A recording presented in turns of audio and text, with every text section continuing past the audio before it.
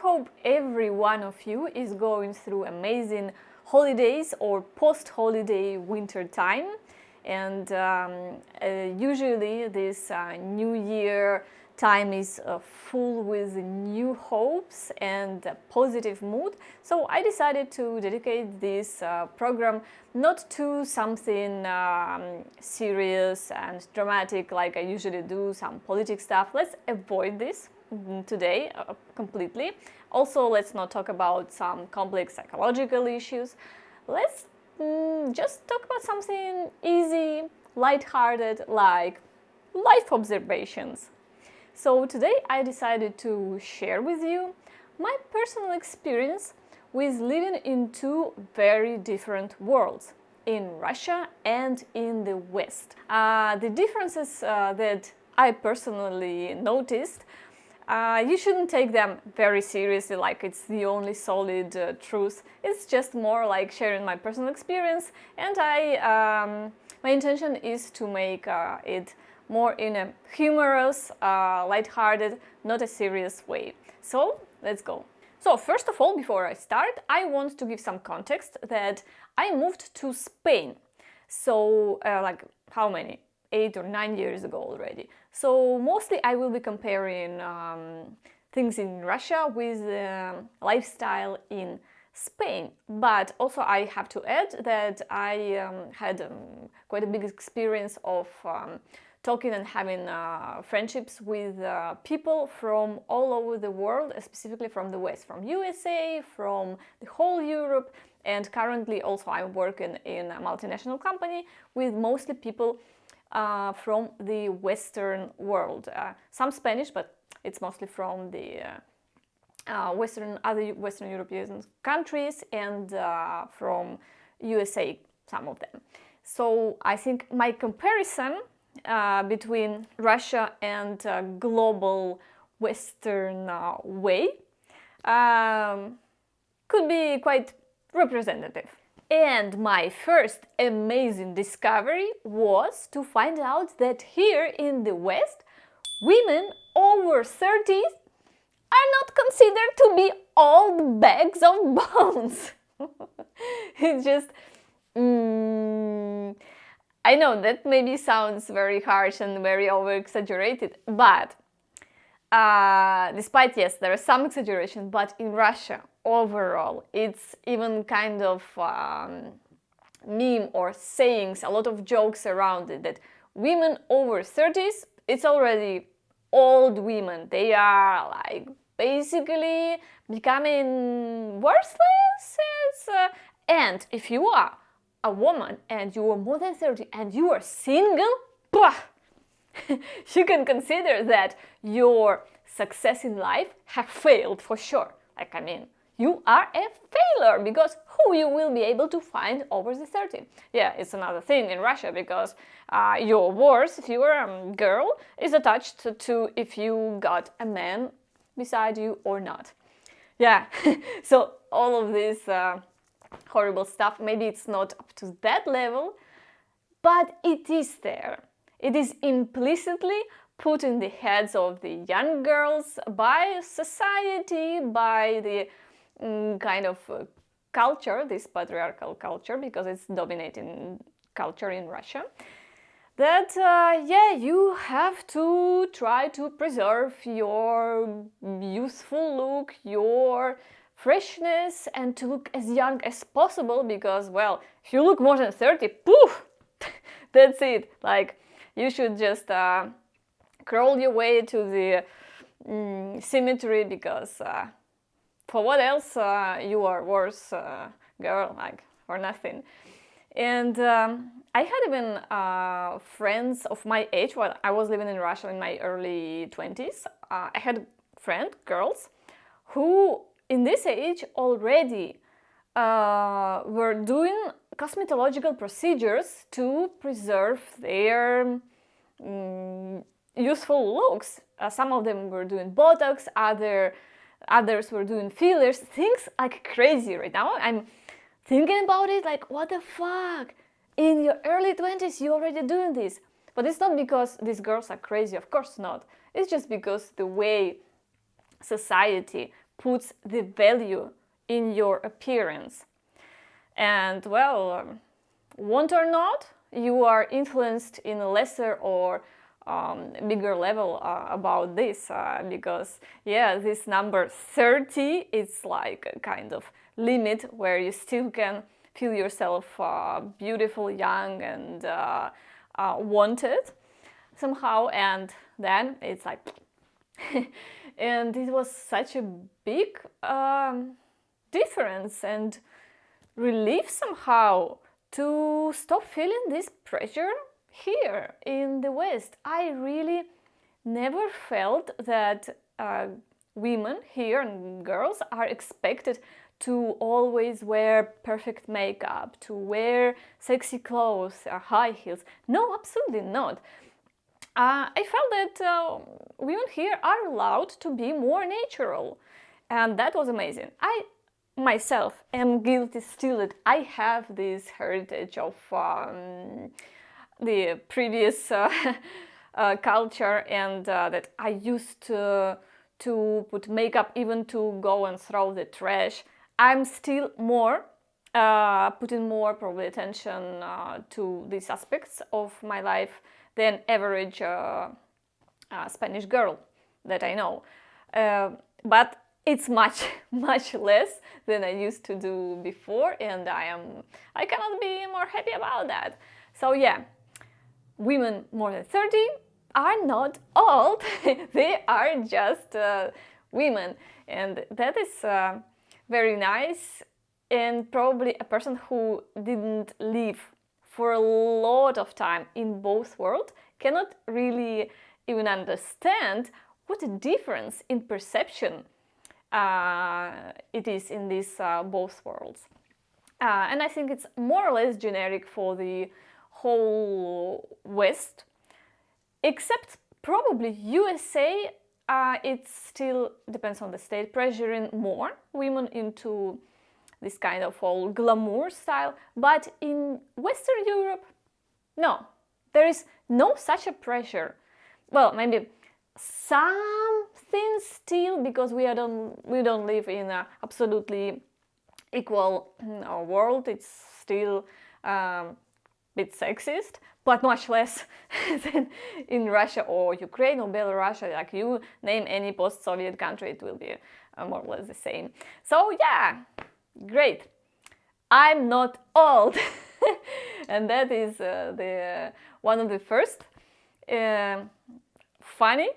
finally serious difference that I wanted to share with you. Another thing that really shocked me and was bothering me very harshly my first year, probably, I had to get used to it, is the barbaric Western habit of wearing shoes indoors.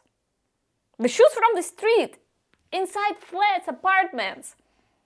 I know that for sure is like that in Spain, in Italy, maybe in Western or in the North Europe, not that much, I suppose. I don't know. From what I have seen in American movies, it's kind of the same in American, USA, and I see it horribly. For me, that was kind of an adjustment I had to do in my head, because I just couldn't feel comfortable. I mean, you wear your shoes, dirtiness, pee of dogs and cats and all of this dust and dirt, and then you enter in houses and you're supposed to keep on walking in these shoes. Like, oh Jesus Christ, how it's so not a good hygiene. It's like, how you can do this? Like, because we in Russia used to think to see the Western culture sometimes like very advanced, you know, like super progressive democracies and stuff. Well, I mean, politics has nothing to do with it, but still. And then this barbaric act of wearing dirty shoes in your house. Oh, please. Yeah, that was very crazy discovery, and well, now I'm used to it. I am not taking off my shoes in when I'm visiting someone else's places. That's how they live.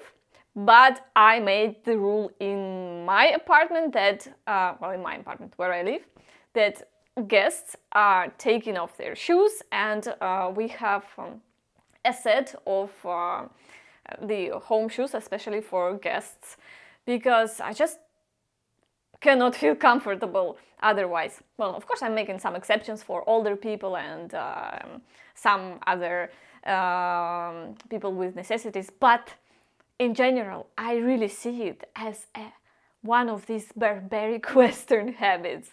In Russia, it's never like that.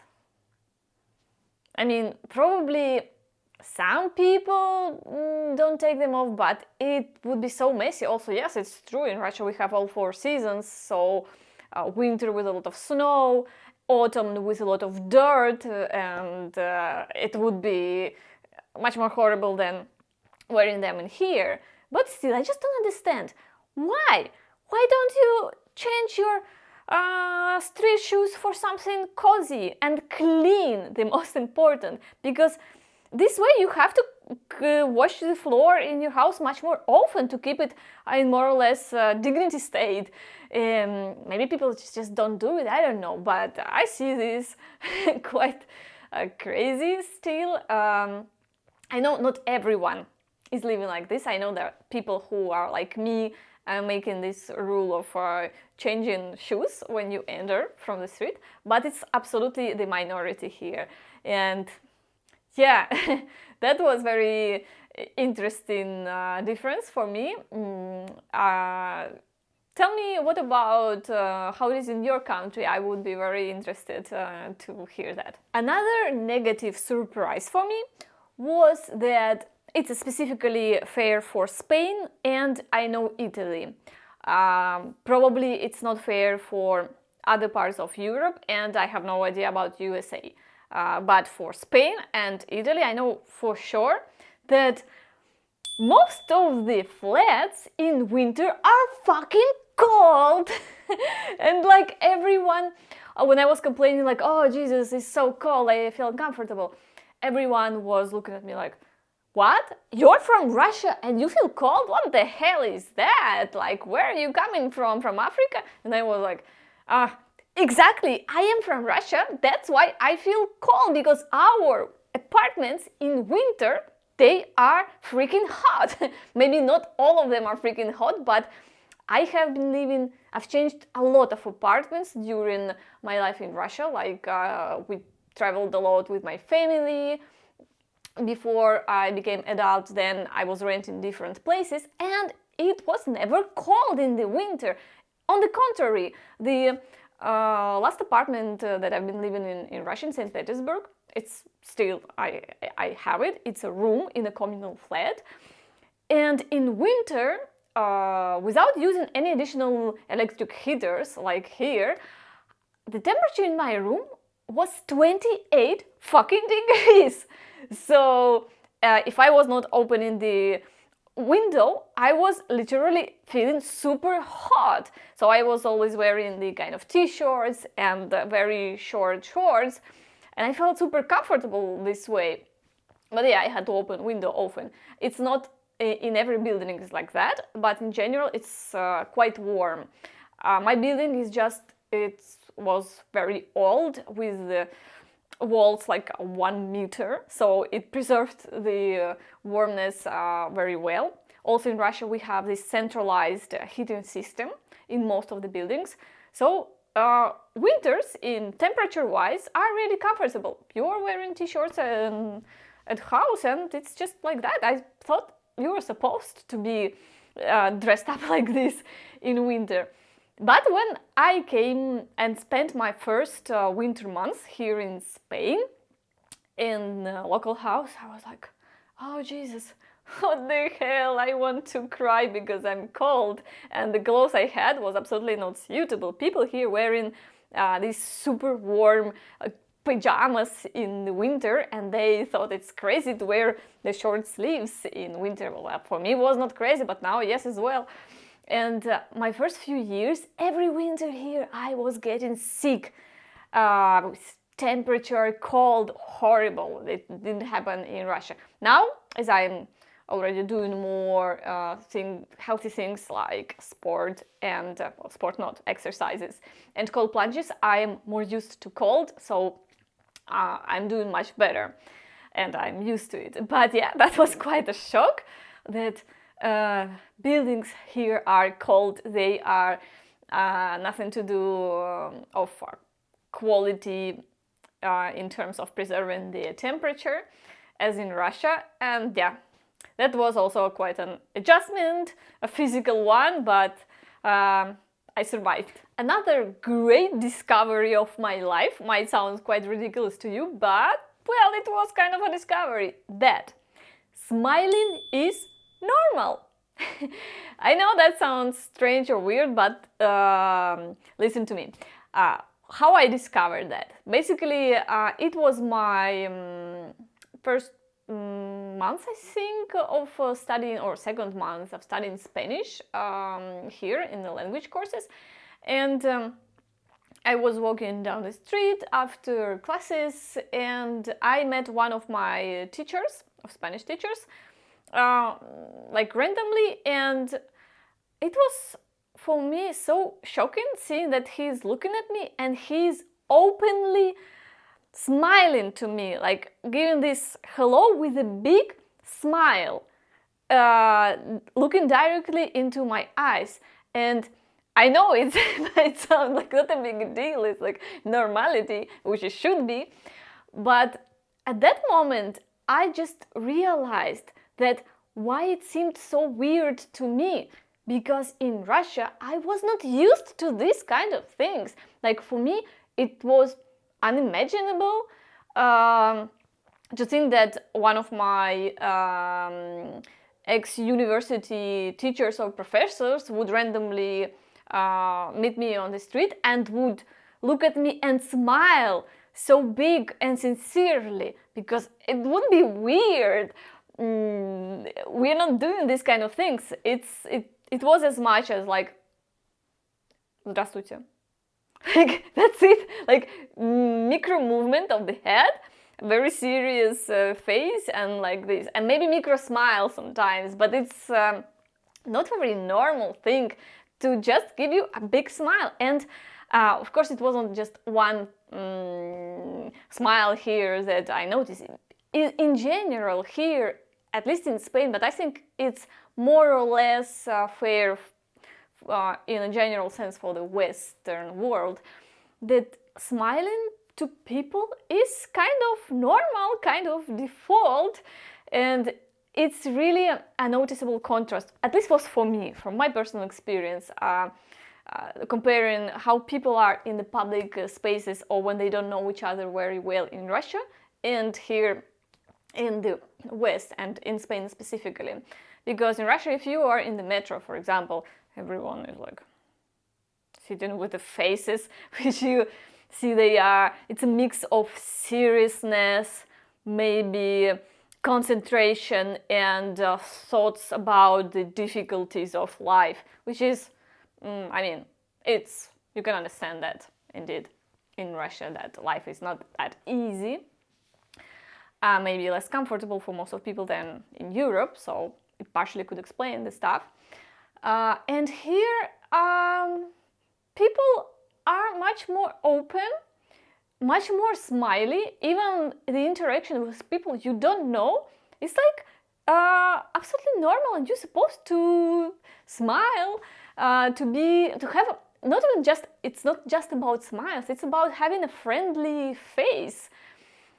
Because in Russia, of course, it's so sometimes you also experience it if you are lucky and you have a very good sales assistant, or if you're going to the restaurant and very well trained waiters, they are smiling to you. But it's just that, because normally with interactions in workspace or with people you know little in a study space, it's just this kind of a block faces which you feel you restrain yourself from showing friendliness, empathy. Some people not, but mostly in general I had this kind of I was living in this stony environment, and here it's so different. And that might sound like not a big deal, but for me it was very noticeable, and one of the things that make me personally happy. And I know some people say like, oh, but fake smiles, like that's just because they are fake, you know. I can tell you that here it's not just fake, it's people find it easier just in general to express friendliness, to smile. And even if sometimes it's fake, I honestly prefer fake smile instead of the honest bitchy face, like I'm about to kill you, I hate you, things like that. So yeah, that is the difference that I personally definitely noticed. Another big revelation to me was that men can cry too. It was like, wow, it's so different from what I'm used to in Russia. In this aspect, the mentality is very, very restrictive in Russia and here. But it's specifically, I must notice that it's specifically fair for Spain. I think in Spain, in general, people and men are more emotional than probably in some other cultures, like probably in Sweden would be different. In Finland, well, totally different story. In Finnish men, just they drink in silence, I guess, and don't make much fuss. Here it's totally different. And I was quite surprised to see that almost every movie in Spain, well, I mean the local movies or series or shows, they were featuring guys, men, crying at least once. And that was for me like so weird to see, because in Russian movies and in general in Russian culture, and the guys that I know, crying for a man considered to be an biggest act of being a pussy, as if being a pussy would be a bad thing.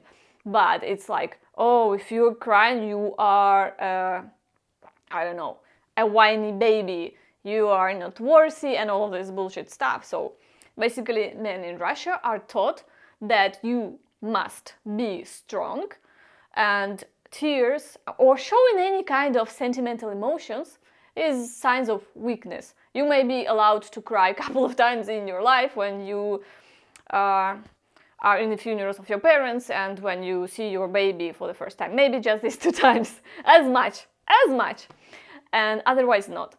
I think it's partially contributing to such a big disparity in the life length between women in Russia and men.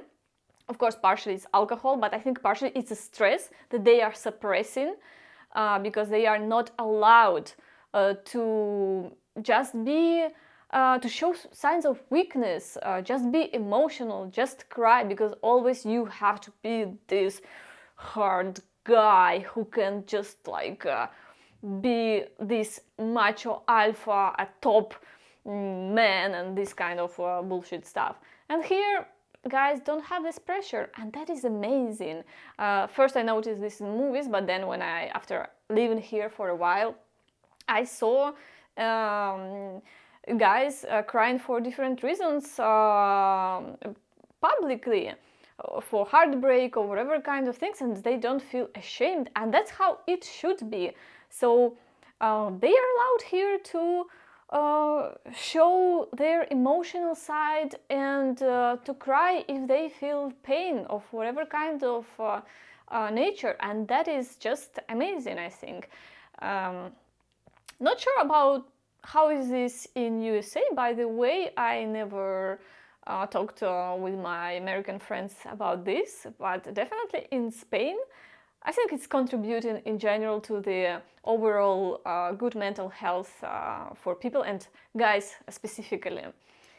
And well, here is where I will wrap up my program, and I just want to wish you all very, very happy New Year, and I hope 2025 will bring some very nice surprises to each one of you, and will make a little wish, a secret wish that you have. Happy New Year, and I'll see you in the next video.